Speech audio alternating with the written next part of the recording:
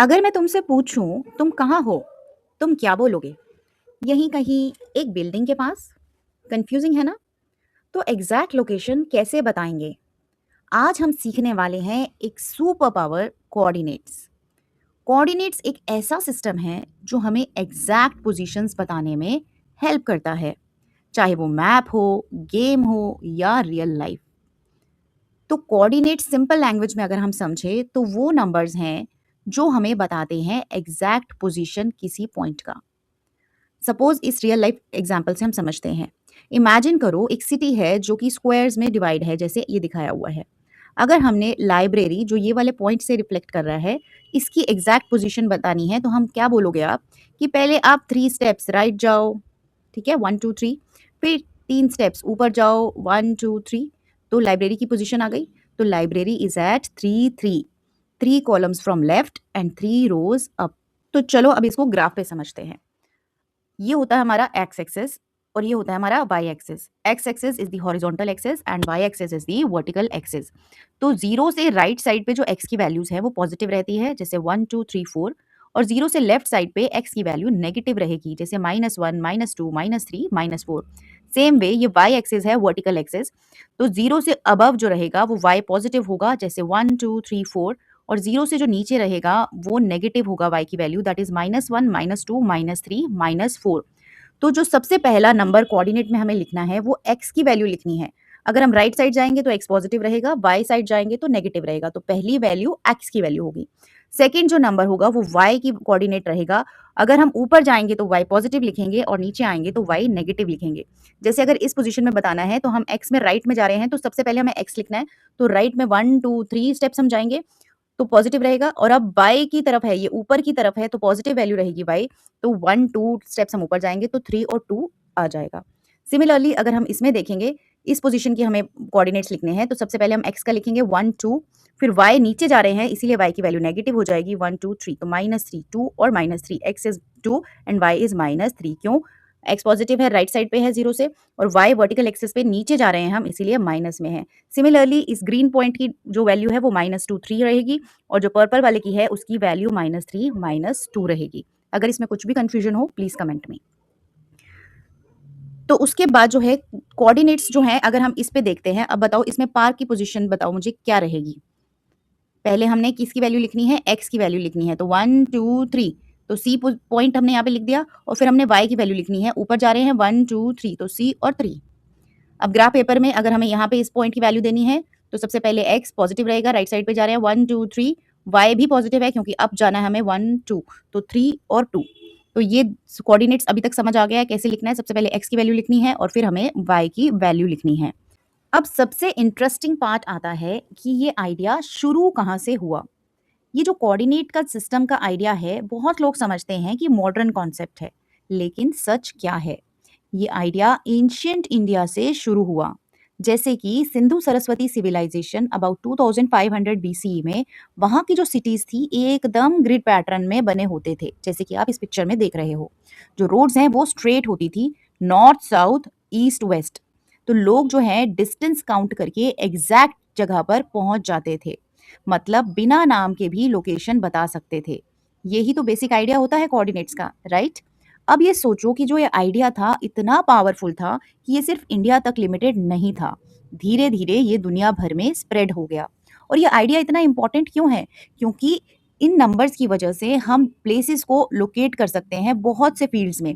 जैसे ये नेविगेशन में हेल्प करता है था, ट्रैवलिंग ऑन लैंड और सी, मेकिंग मैप्स, हम फाइंड आउट कर सकते हैं पोजीशंस अर्थ पे, एस्ट्रोनॉमी में, स्टडिंग स्टार्स एंड प्लैनेट्स। तो एंशिएंट इंडियन स्कॉलर्स भी इन आइडियाज को यूज करते थे to measure locations of cities and even the position of stars as well as planets.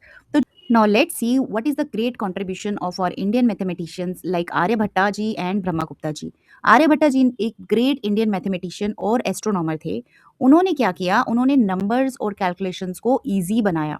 Sky में जो स्टार हैं, प्लैनेट्स हैं, इनकी पोजीशंस कैलकुलेट की, टाइम और डायरेक्शन समझने में भी हेल्प की। तो डायरेक्ट कोऑर्डिनेट्स तो नहीं दिए उन्होंने, लेकिन उनका जो काम था वो लोकेशन और पोजीशन को समझने की फाउंडेशन बन गया।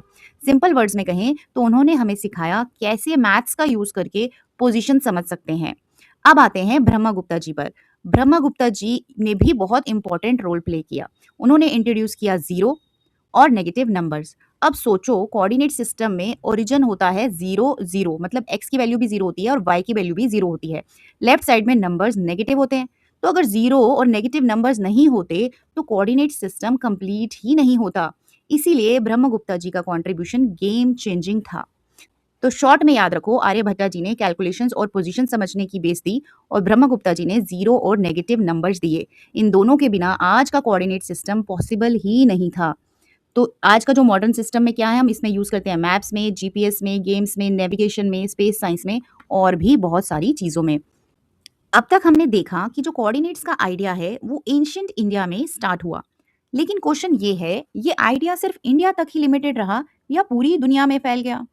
आंसर है, ये पूरी दुनिया में स्प्रेड हुआ। सबसे पहले इंडिया के मैथमेटिशियंस जैसे आर्यभट्टा जी और ब्रह्मगुप्ता जी, इन्होंने जो आइडियाज दिए जैसे कि जीरो, नेगेटिव नंबर्स, पोजीशन बताने का तरीका, ये आइडियाज ट्रैवल हुए अरब कंट्रीज तक। अरब स्कॉलर्स ने इन आइडियाज को और इम्प्रूव किया। सबसे फेमस नाम है अल बिरूनी।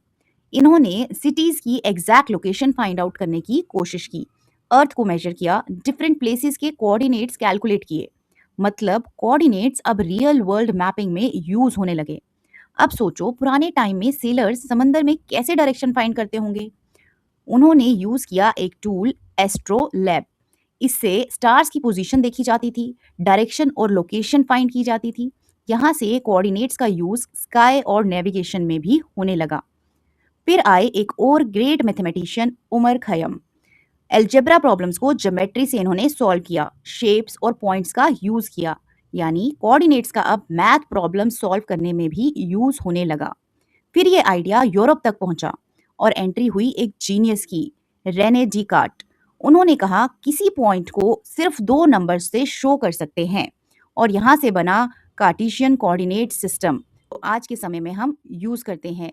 तो रेने डिकार्ट ने हमें क्या दिया, उन्होंने हमें बताया X axis horizontal line, Y axis जो है वर्टिकल लाइन, ओरिजिन 0 0, पॉइंट्स जो हैं वो एक्स और वाई की फॉर्म में लिखे जा सकते हैं और इस सिस्टम को कार्टेशियन कोऑर्डिनेट सिस्टम कहते हैं। ये इतना पावरफुल क्यों है? क्योंकि ज्योमेट्री जो है आसान हो गई कैलकुलेशंस में, शेप्स जो है अब हम इक्वेशन की फॉर्म में लिख सकते थे और पोजीशंस जो है एग्जैक्ट हो गई और यूनिवर्सल हो गई।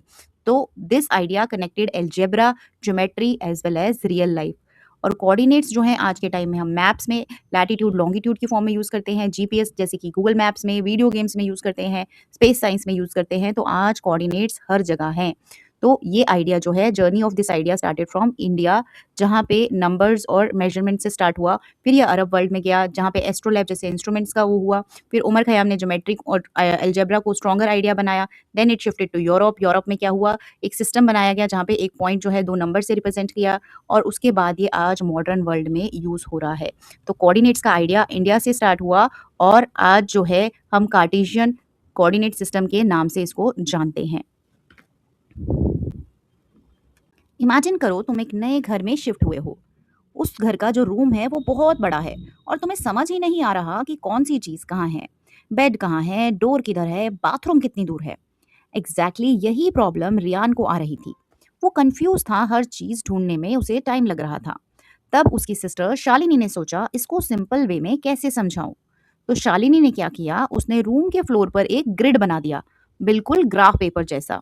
अब पूरा रूम छोटे छोटे इक्वल स्क्वायर्स में डिवाइड हो गया। शालिनी ने रियान को समझाया कि लेफ्ट राइट डायरेक्शन को तुम एक्स एक्सिस बोलते हो और अप डाउन डायरेक्शन को क्या बोलते हैं, वाई एक्सिस। जहां से सब स्टार्ट होता है उस पॉइंट को बोलते हैं ओरिजिन। अब शालिनी बोलती है, रियान तुम्हारा जो बेडरूम है वो है 1 3 पर, बाथरूम है 2 1 पर, स्टडी है 4 3 पर और डोर है 5 0 पर। 1 3 बेड मतलब एक स्टेप आप राइट जाओ, 1 step right and 3 steps up. Bathroom का देखें, bathroom 2 1, 2 steps right, 1 step up. Door is 5 steps to the right. 1, 2, 3, 4, 5. Study table is 4 steps to the right. 1, 2, 3, 4 and 3, 2 up. 1, 2, 3. So study table is at 4, 3. अब रियान को सब कुछ easily समझ आने लगा। अब एक इंपॉर्टेंट रूल याद रखो, पहले एक्स एक्सिस पर मूव करो, फिर वाई एक्सिस पर मूव करो। सिंपल वर्ड्स में फर्स्ट रन देन क्लाइंब। और सबसे इंपॉर्टेंट बात, कोऑर्डिनेट सिर्फ मैथ्स का टॉपिक नहीं है, ये रियल लाइफ में हर जगह यूज होता है, चाहे वो गूगल मैप्स हो, गेम्स हो, रोबोटिक्स हो, नेविगेशन हो और भी बहुत कुछ। तो याद रखो, कोऑर्डिनेट किसी भी जगह का एग्जैक्ट एड्रेस होते हैं। Exact position means no confusion. अगर आपको ये कॉन्सेप्ट क्लियर हो गया है तो कमेंट करो कोऑर्डिनेट्स क्लियर। तो अब तक हमने समझा कि कोऑर्डिनेट्स होता क्या है, पर अब एक इम्पॉर्टेंट क्वेश्चन है कि कोऑर्डिनेट्स एक्चुअली काम कैसे करते हैं और ग्राफ पर किसी पॉइंट को एग्जैक्ट लोकेट कैसे करते हैं। तो इसके लिए हम एक इम्पॉर्टेंट कॉन्सेप्ट समझेंगे जो है 2D कार्टेशियन कोऑर्डिनेट सिस्टम। सबसे पहले समझते हैं 2D का मतलब क्या होता है। 2D का मतलब होता है टू डायमेंशन, मतलब length and width. Simple words में अगर कहें तो हम एक फ्लैट सरफेस पर काम कर रहे हैं, जैसे कि पेपर या ग्राफ पेपर। तो अब इसमें सबसे पहले हम दो लाइंस यूज करते हैं। पहली लाइन है एक्स एक्सिस, ये होती है हॉरिजॉन्टल, लेफ्ट से राइट, और दूसरी लाइन होती है vertical, that is Y axis, जो कि है नीचे से ऊपर। अब ध्यान दो, जहां ये दोनों लाइंस मिल रही हैं उसे हम बोलते हैं ओरिजिन, और ओरिजिन के कोऑर्डिनेट्स होते हैं 0 0, यानी यहीं से सब स्टार्ट होता है। अब डायरेक्शंस को सिंपल वे में समझते हैं। अगर राइट साइड जाओगे तो क्या होगा? पॉजिटिव, एक्स पॉजिटिव होगा, और लेफ्ट साइड जाओगे तो एक्स क्या होगा? नेगेटिव होगा। अगर ऊपर जाओगे तो वाई होगा पॉजिटिव, और नीचे आओगे तो वाई होगा नेगेटिव। तो horizontal axis is the X axis और vertical axis is the Y axis. और सबसे पहले हम कोऑर्डिनेट एक्स एक्सिस का लिखते हैं, उसके बाद वाई का लिखते हैं। सपोज इसमें हमने 3 2 पॉइंट पे पहुंचना है, तो एक्स एक्सिस पे हम 3 स्टेप्स वॉक करेंगे और 2 स्टेप्स वाई पे हम क्लाइम करेंगे, तो 3 2 पॉइंट हमें मिल जाएगा ये। तो इसी तरह से अगर हमने 0 और -5, मतलब एक्स एक्सिस इज 0, एक्स पे मतलब we don't have to walk, we just have to move downwards, क्योंकि -5 है, 1 2 3 4 5, तो 0 और -5 वाई एक्सिस पर ही रहेगा। तो कोऑर्डिनेट्स हमेशा लिखे जाते हैं एक्स वाई फॉर्म में। पहले एक्स मतलब या तो हम लेफ्ट जाएंगे या राइट जाएंगे, फिर वाई मतलब अप जाएंगे या डाउन जाएंगे। अब एक इंपॉर्टेंट पॉइंट बताती हूँ, अगर आपको सिर्फ एक्स की वैल्यू दी हुई है किसी क्वेश्चन में और वाई नहीं दिया हुआ, जैसे कि इसमें, तो इसका मतलब क्या है कि ये वाला जो पॉइंट है वो कहाँ लाई करेगा? एक्स एक्सिस पे ही लाई करेगा। और अगर सिर्फ एक्स की वैल्यू नहीं दी हुई और वाई की दी हुई है, तो दैट मीन्स ये वाई एक्सिस पे लाई करेगा। तो जिसका कोऑर्डिनेट नहीं है तो वो ऑपोजिट उस पे लाई करेगा। एक्स 0 है, दैट मीन्स हमें वॉक करना ही नहीं है और सिर्फ डाउन जाना है -5। तो मतलब पहले लेफ्ट राइट जाएंगे और फिर वाई में अप या डाउन जाएंगे। तो एक ये क्वाड्रेंट्स जो हैं 1 2 3 4 हमें एंटी क्लॉकवाइज लिखने हैं। जो ओरिजिन से ये लाइंस मीट कर रही हैं, एक्स एक्सिस और वाई एक्सिस, ये 4 इक्वल क्वाड्रेंट्स में इसको डिवाइड करते हैं। तो हर क्वाड्रेंट में जो है सिंबल्स होते हैं, जो साइंस होते हैं एक्स और वाई के, या तो वो पॉजिटिव होता है या फिर नेगेटिव होता है। तो start from first quadrant and move in the anti clockwise direction. Anti clockwise मतलब ऑपोजिट, जिससे क्लॉक मूव करती है, दिस इज क्लॉकवाइज, हमें एंटी क्लॉकवाइज जाना है, 1 2 3 4। और सिंबल्स याद करने के लिए आप ये सेंटेंस याद कर लो, all students are smart sober and sensitive. All का मतलब फर्स्ट क्वाड्रेंट में दोनों पॉजिटिव रहेंगे। सेकंड क्वाड्रेंट का है स्टूडेंट्स आर, एस से नेगेटिव, ए से पॉजिटिव, तो मतलब एक्स की वैल्यू यहाँ पे नेगेटिव होगी और वाई पॉजिटिव। थर्ड क्वाड्रेंट में है smart sober, both negative, S S minus minus.